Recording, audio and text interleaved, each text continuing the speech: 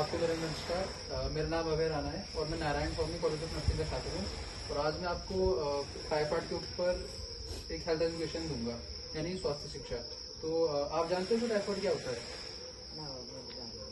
ठीक है, तो टाइफाइड एक जानलेवा बीमारी है जो कि बुखार तो जानती हूँ। हाँ, उसमें मुझे खुद होता है।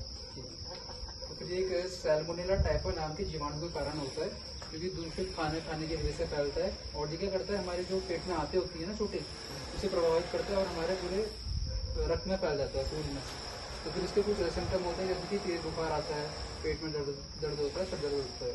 इसके मेन कारण जैसे कि आप देख सकते हैं, पहला है खुद हो रहा बाबू, मेरे तो वही हाल हो रहा है। बुखार हो रहा है, पेट में दर्द रहता है। हाँ, मैं बोली उनको दिखाओ, दवाई कैमरे में उनको दिखाओ।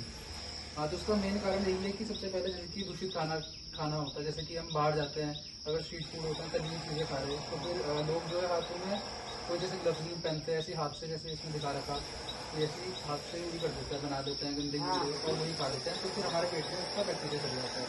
पहला तो ये हो गया। फिर दूसरा आता है इसमें कि गंदा पानी पीना। जैसे कि आजकल जैसे सावन का मौसम है, बरसात वगैरह होती है, तो घरों में जैसे गंदा पानी आता है, टैप वाटर हो गया, उसकी वजह से भी इस टाइफाइड होने के चांसेस होते हैं। और हमें हमेशा जैसे कि पानी उबाल के पीना चाहिए, क्योंकि पानी की उससे ही होगी दिक्कत।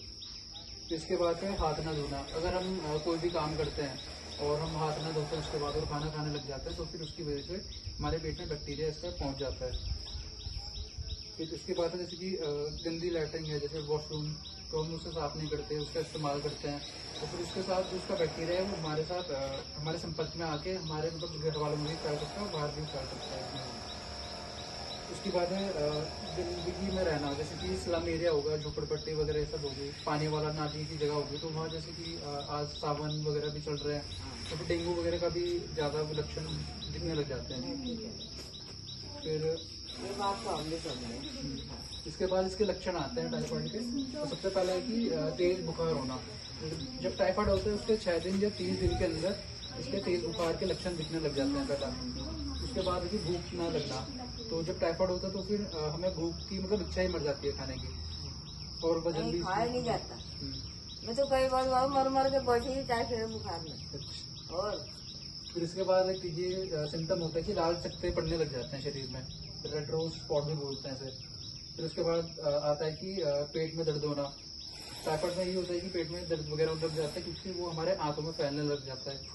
फिर इसके बाद है कि कब डायरिया वगैरह होना, कि बार बार जैसे कि बाथरूम जाना, फिर पेट साफ नहीं होगा, या एक दिन में 2-3 बार मतलब बाथरूम जाते हैं। अरे भैया 2-3 बार करेगी, मैं तो पता नहीं कितने बार जाऊँ।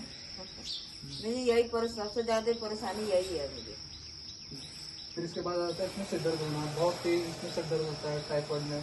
फिर ठंड लगना, फिर जी मचलाना, उल्टी होने का मन होना, और इसमें फिर खांसी भी होती है, इसमें गले में बहुत दर्द वगैरह होता है। फिर इसके कुछ बचाव होते हैं टाइफाइड के, जैसे कि कुछ भी, जैसे खाना खाने से पहले हमें अपने हाथ धोने हैं। अगर किसी को टाइफाइड है तो उसे बोलना है कि मास्क लगाए और अपने हाथ में ग्लव वगैरह पहने और सैनिटाइज वगैरह करें। अब पानी जैसे हो गया उबाल के पिए, और दूध वगैरह जो है वो भी उबाल के पीना है। धन्यवाद।